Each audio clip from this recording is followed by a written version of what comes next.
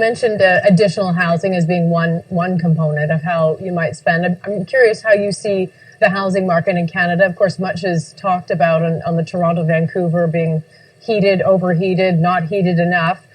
What are your views on that? And is it an area that you expect to wade into in any way, perhaps saying that amortization times need to change? Perhaps people need to put more down as a down payment. Are there areas of the housing market that you may enter?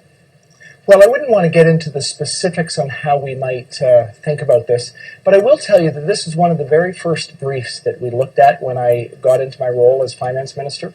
We're going to pay close attention to housing prices across the country.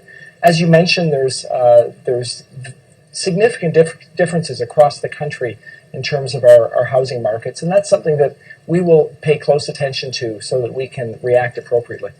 There's a currency question I'd like to ask you. The IMF staff have recommended that the Chinese yuan join the basket of currencies seen as the reserve currency. It looks like they will recommend that is voted for on November the 30th.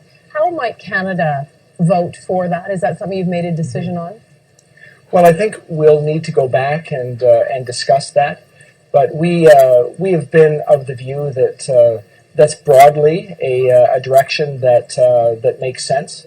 Obviously, China is a significant member of the global economy, and recognizing that position and considering it in places like the IMF special drawing rights is something that we're going to talk about, but certainly talk about in a favorable light.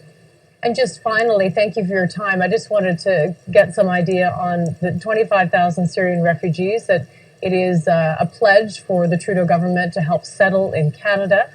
How will the funds be allocated for that? And do you have any idea on total cost? Well, this is an issue that we're working diligently on right now. As soon as we came into office, we set the multiple departments that would have to think about this issue to figure out how best to go about it. The Prime Minister set an ad hoc committee of the Cabinet to review this. We are looking at it closely. We're trying to figure out what's the responsible way to do this in the shortest possible time. We've committed to bringing 25,000 refugees by the end of the year. That's a commitment that we intend to keep.